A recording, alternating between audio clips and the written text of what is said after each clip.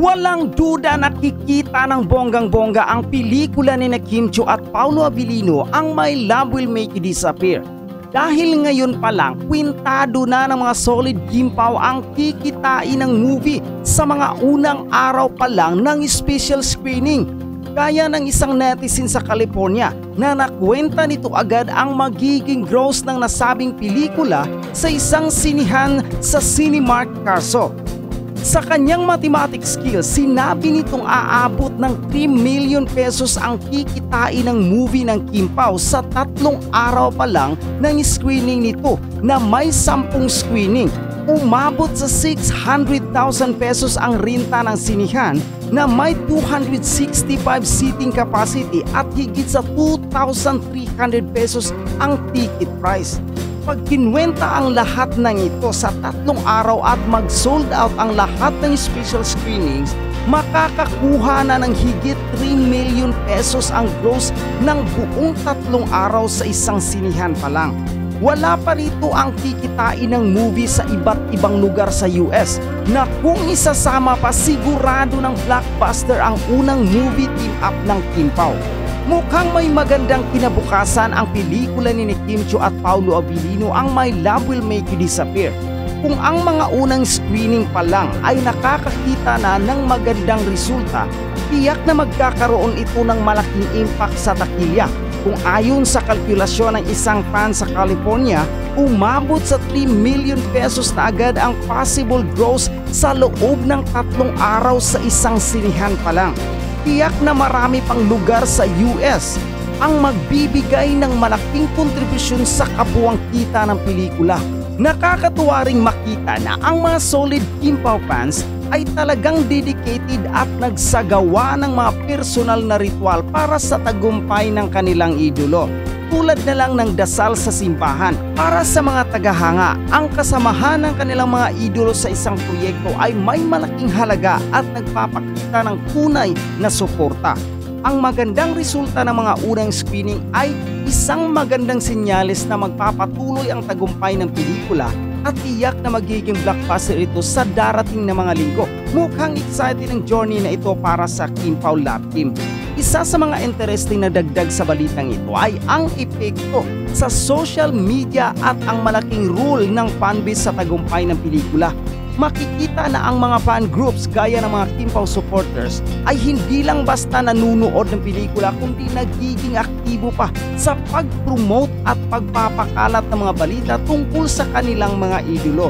Ang pagiging vocal ng mga fans sa social media platform tulad ng X ay nagiging mahalagang bahagi ng marketing ng pelikula, kung saan hindi lang ang aktor, actress ang nag-promote kundi pati na rin ang kanilang mga tagahanga.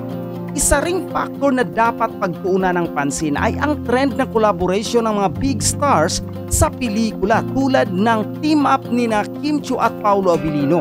Ang mga ganitong project ay nagiging kalat sa iba't ibang audience, hindi lang ang mga matagal ng fans kundi pati na rin ang mga bagong manunood na nakakakita ng magandang chemistry ng mga artista.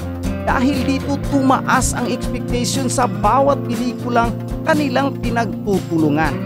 Sa mga aspetong teknikal naman, ang mataas na ticket price at ang mahal na renta ng sinihan ay nagpapakita rin ng pagbabago sa industriya ng pelikula, kung saan ang mga pelikula ay kailangang mag-adjust sa mga bagong trends at demands.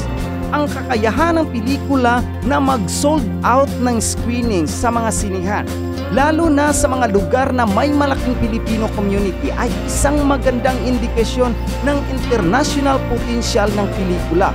Overall, kung ang My Love Will Make You Disappear ay magpapatuloy ng ganitong klase ng response mula sa mga fans at sa box office, maaaring magbukas ito ng pinto para sa mas maraming pelikula na may bagong kombinasyon ng mga stars at exciting na mga tema.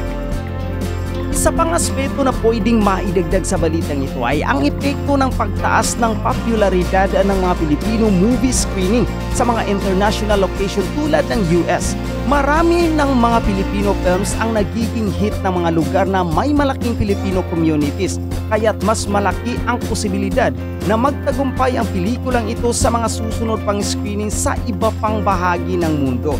Bukod pa rito ang pagkakaroon ng special screenings at ang maagang pagbuo ng hype ng mga fanbase ay nagiging isang malaking advantage sa mga pelikula ngayon. Ang mga special screenings na ito ay nagiging isang paraan ng mga fans upang ipakita ang kanilang suporta at magiging dahilan din ito ng iba pang manunood na makasali sa magiging bahagi ng movie experience. Isang dagdag na bagay na makapagbibigay pansin ay ang collaboration ng mga stars sa production team at mga direktor. Hindi lang ang mga artista ang umasa sa tagumpay, kundi pati na rin ang buong team sa likod ng pelikula. Kung magpapatuloy ang magandang resulta ng pelikula ni Kim Chiu at Paulo, posibleng magbigay ito ng bagong oportunidad sa mga direktor, producer at scriptwriter upang magtulungan pa sa mga bagong proyekto na may parehong fanbase. At syempre ang potensyal ng crossover ng mga Filipino films na mainstream international cinema ay isang malaking milestone na makikita sa proyekto tulad nito.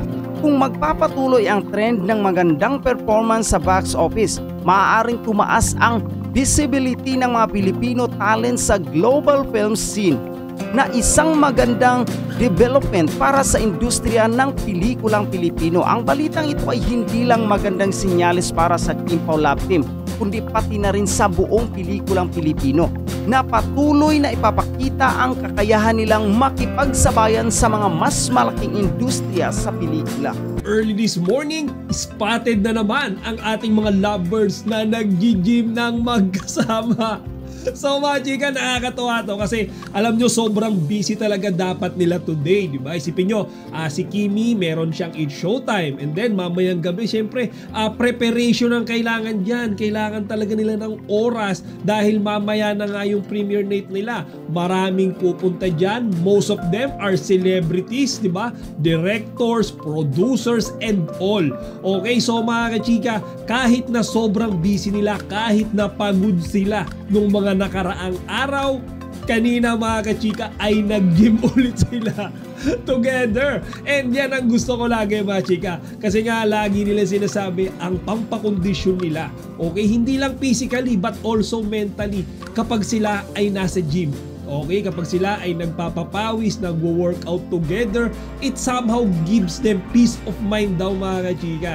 Kaya nga talagang sinulit nila, di ba, yung umaga nang magkasama sila, nakapag-bonding, kasi alam nila mga kachika, ngayong buong araw, talagang busy sila sa kaka-entertain ng madami nilang bisita. Diba? Dahil nga mamaya sa premiere night na gagawin nila. Kaya pala etong si Kimi mga kachika kanina sa It's Showtime, parang ang saya-saya niya eh. Parang mas lively siya. Diba? Compare sa mga previous episodes nila. Kasi nung umaga pala kasama niya ang kanyang Papi Paulo. So mga chika, speaking of It's Showtime, so kanina nga nag-invite si Kimi, diba? Ng lahat ng mga fans, diba? Ng mga audiences. Of course, panoorin yung My Love Will Make You Disappear bukas, diba? And then mga chika, ito yung nakakatuwa doon kasi makikita natin na lahat ng mga madlang people ay full support kay Kimi. And hindi lang yung madlang people and mga fans mga chika, kasi alam nyo ba na kanina na-touch si Kimi,